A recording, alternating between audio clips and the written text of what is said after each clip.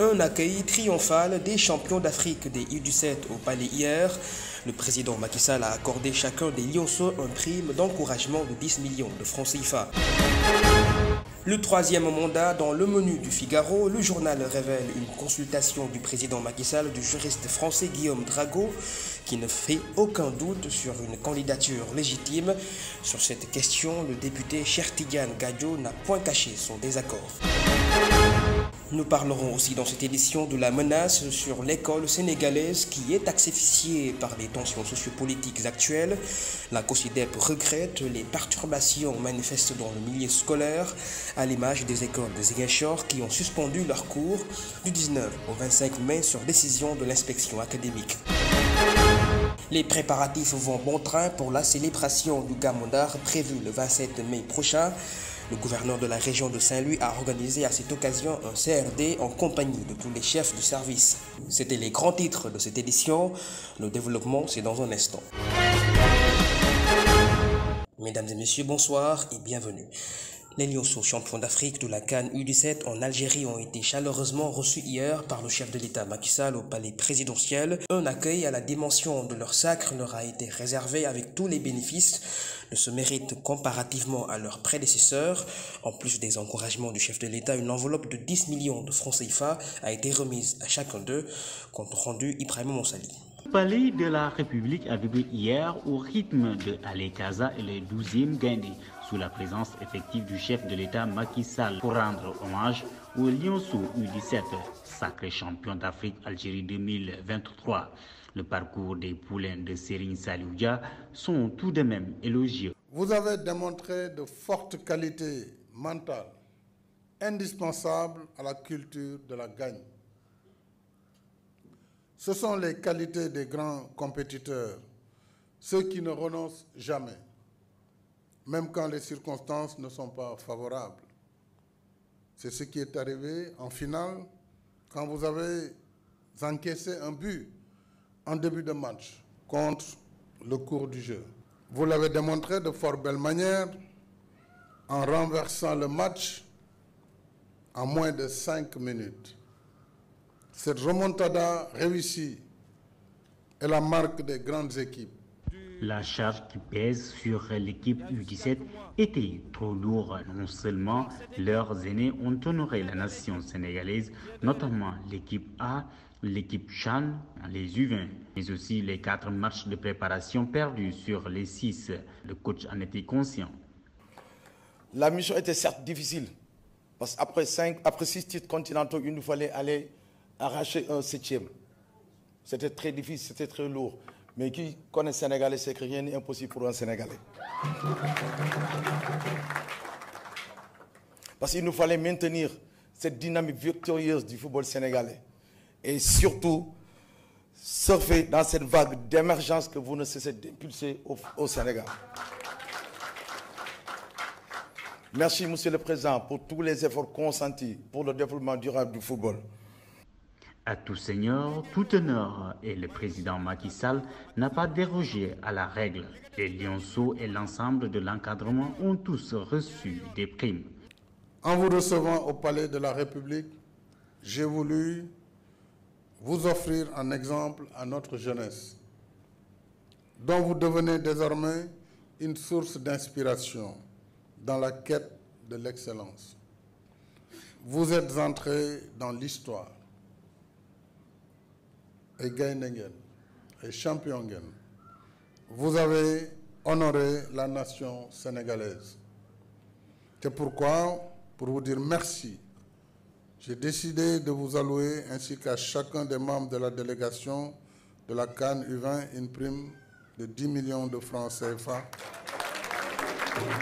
Pour conclure la cérémonie en beauté, le chef de l'État Macky Sall a annoncé dans les jours à venir d'honorer les champions d'Afrique de toutes compétitions confondues au cours des 5 dernières années au Palais de la République, une manière de mieux galvaniser tous les sportifs.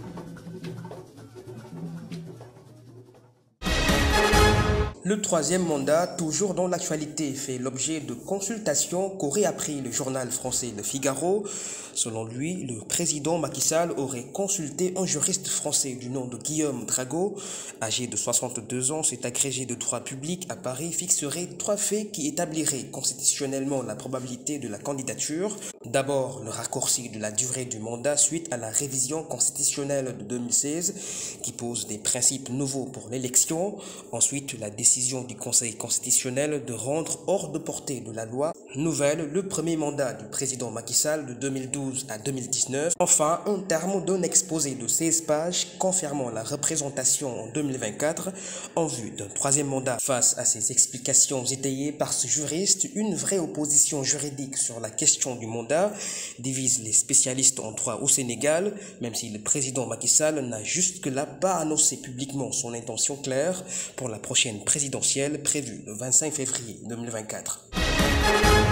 Cheikh Tidiane Gadio, député et ancien ministre des Affaires étrangères et des Sénégalais de l'extérieur, agit en équilibriste sur les tensions sociopolitiques très exacerbées entre la mouvance présidentielle et l'opposition parlementaire, et ni pour une éventuelle candidature du président Macky Sall pour un troisième mandat, ni pour une instabilité du pays entraînée par la classe politique, précédent dangereux au vu des enjeux géopolitiques du Sénégal. Dans une émission Grand Jury du dimanche sur ITV, Dr Cheikh Tidiane Gadio a lancé une invite au chef de l'État de n'être épris que des principes démocratiques à l'écart de tout appel partisan de son entourage, à demander une troisième fois les suffrages des Sénégalais. Parlons du procès criminel de demain avec ces nouveaux bons du côté des étudiants de PASTEF qui ont actualisé un mouvement de grève générale. Universités, lycées, collèges, écoles primaires seront enrôlés dans cette vaste campagne de lutte pour le maintien de la candidature d'Ousmane Sonko à la prochaine présidentielle de 2024. De gré ou de force et la méthode qui sera employée par les étudiants pour le respect de la Constitution par le président Macky Sall, la libération des détenus politiques. À compter de ce lundi, la résistance sera illimitée pour les étudiants des patriotes africains du Sénégal pour le travail, l'éthique et la fraternité dans tout le pays. À mardi, le boycott consistera à une désobéissance par le refus systématique d'obtempérer et de paiement des amendes sur les routes. Je l'annonçais en début d'édition, la coalition des organisations en synergie pour la défense de l'éducation publique craint une éducation sénégalaise en régression par les dérives politiques constatées ces temps sur la suspension des cours de toutes les écoles du 19 au 25 mai par l'IA de Ziguinchor. La COSYDEP appelle le chef de l'État à veiller à la stabilité de l'environnement scolaire pour la bonne poursuite des apprentissages déjà au seuil de la fin d'année. Récit Astobaldé. L'inspection d'académie de Ziguinchor a décidé de suspendre les cours dans toute école de la circonscription du 19 au 25 mai 2023. La coalition des organisations en synergie pour la défense de l'éducation publique, COSYDEP, lors de son évaluation de la situation scolaire constante, entre autres, les perturbations du système par les grèves d'anticipation des vacances par les élèves, les vacances forcées de plusieurs jours sur l'ensemble du territoire national, la semaine de fermeture des classes pour seulement les élèves de la zone alors qu'ils sont évalués aux examens de fin de cycle sur la base, les impacts sur l'éducation des accrochages entre l'armée et les combattants du mouvement des forces démocratiques de Casamance, MFDC, dans le nord du Sindia. D'autres pensent que cette suspension est liée au contexte politico-judiciaire très tendu qui accompagne le procès du leader de l'opposition et non moins maire de Ziguinchor, Ousmane Sonko, devant la chambre criminelle, en entraînant aussi des arrestations d'enseignants et d'élèves. À l'issue de leur rencontre, la COSYDEP Ziguinchor attire l'attention des acteurs sur notamment la nécessité d'une bonne préparation des évaluations trimestrielles, composition et des examens de fin d'année CEF, BFM, BAC, où la région s'est toujours positionnée une bonne participation sur les aléas de la saison des pluies qui pointent à l'horizon. Fidèle à sa mission d'alerte, de veille et de proposition, la coalition encourage l'inspection de l'éducation et de la formation à privilégier particulièrement dans ce contexte la concertation avec les acteurs pour construire les consensus indispensables à une bonne poursuite des apprentissages. Pour une stabilité dans le milieu scolaire, la COSYDEP invite le président de la République, M. Macky Sall, à conduire les parties prenantes à des attentes favorables pour le bien de tous. Les prévisions d'oignons dans le marché pour la prochaine fête de la Tabaski estimée à 50 000 tonnes sont loin d'être atteintes. L'Agence de régulation des marchés lance son programme d'harmonisation des actions avec les producteurs pour un meilleur approvisionnement dans le marché intérieur. La direction générale a effectué des visites de contact et de prospection. Écoutons Ansoumana Sané, directeur de l'ARM, au micro de notre correspondant à Saint-Louis, Idrissa El Walid Sow. Nous avons été heureux de constater, pour nous en réjouir, de rencontrer des collaborateurs qui aujourd'hui sont dans une phase ou une dynamique d'accentuer leur production. Même si on peut noter que entre l'année passée et cette année-ci, il y a une baisse, mais c'est dû à des facteurs qui ne dépendent pas forcément de leur volonté.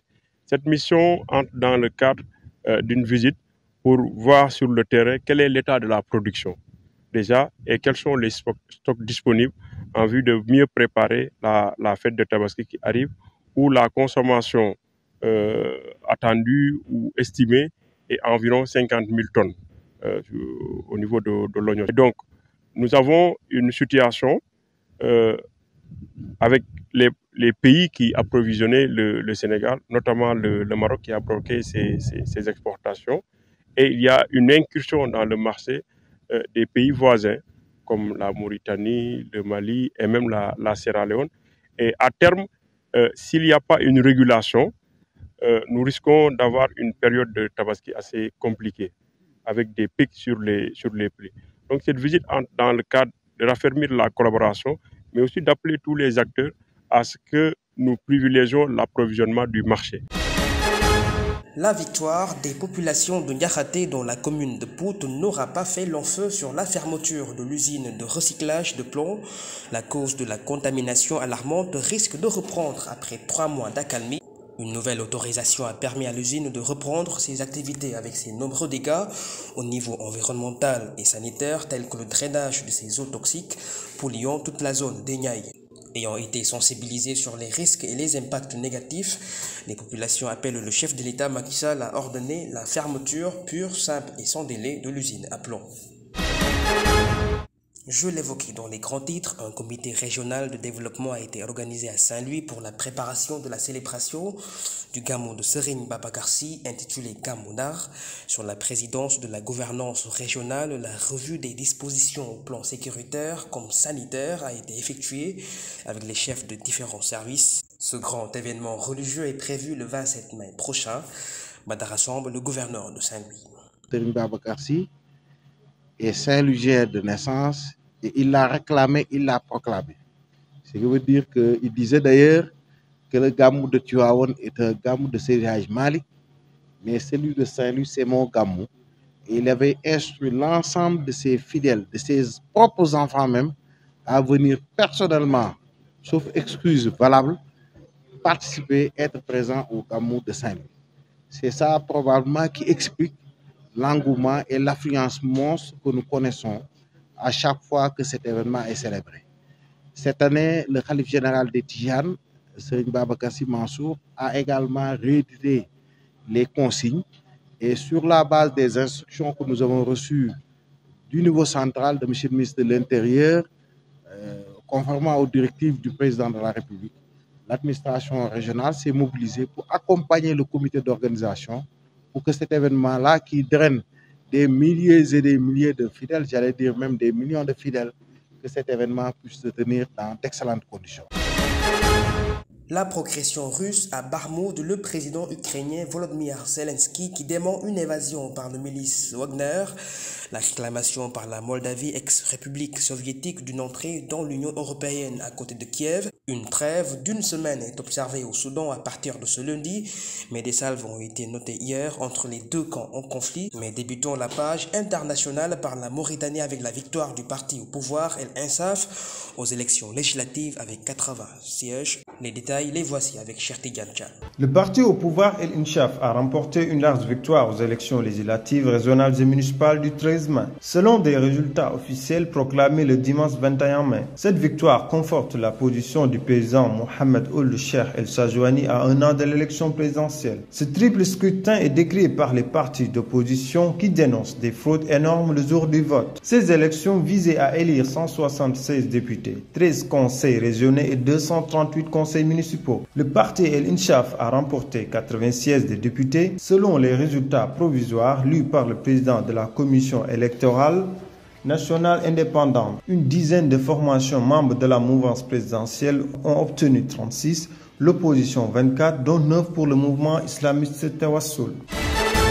Des combats ont éclaté à la veille de l'entrée en vigueur d'un cessez-le-feu d'une semaine au Soudan. Ces attaques ont eu lieu à Khartoum ce dimanche 21 mai. Après la signature de cet accord accepté par l'armée et les paramilitaires, se disputant le pouvoir au Soudan. Le samedi soir, des raids aériens, des tirs et des explosions ont éclaté le dimanche dans la capitale soudanaise. L'entrée en vigueur de cette trêve est censée commencer ce lundi à partir de 19h45. Les deux camps ont annoncé par communiqué vouloir respecter celle-ci, que l'ONU, l'Union africaine et le bloc de l'Afrique de l'Est ont salué. Rappelons qu'une dizaine de cessez-le-feu ont déjà été promis mais finalement violés. Des dizaines de milliers de manifestants ont réclamé l'intégration de la Moldavie au sein de l'Union européenne. Cet rassemblement a eu lieu au cœur de la capitale, Chisinau, ce dimanche 21 mai. Selon les chiffres de la police, plus de 75 000 personnes se sont rendues devant le bâtiment du gouvernement pour clamer leurs aspirations européennes face à la Russie. L'ex-république soviétique de 2,6 millions d'habitants voit son entrée dans l'Union européenne comme la seule assurance de ne pas être une prochaine cible de la Russie après l'invasion de son pays voisin, l'Ukraine. En rappel, la Moldavie avait reçu en juillet 2022 le statut de candidat officiel à l'adhésion à l'Union européenne aux côtés de Kiev. La présidente du Parlement européen, Roberta Metsola, a apporté son soutien à la Moldavie qu'elle a jugée prête pour une intégration européenne.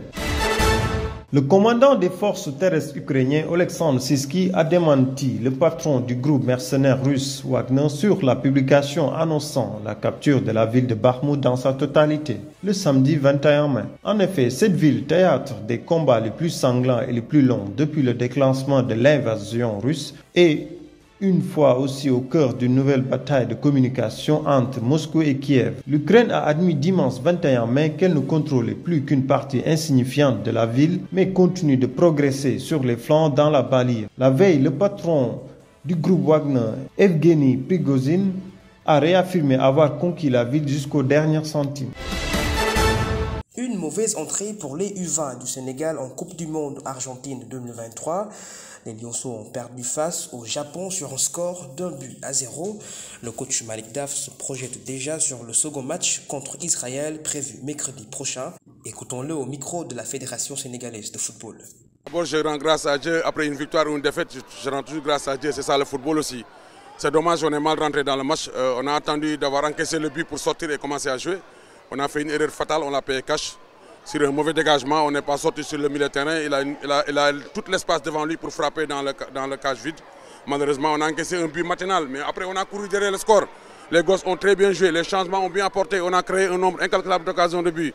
Mais malheureusement, on a manqué un peu de finesse, un peu d'application pour mettre les ballons au fond des filets. Mais dans l'ensemble de cette partie, en tout cas, je pense qu'il y a de l'espoir. Il faut être lucide et serein, analyser objectivement, corriger les erreurs et préparer le prochain match qui s'annonce important pour la qualification. Un franc succès pour le pensionnaire de l'écurie Gambar Wrestling Academy sur Forza.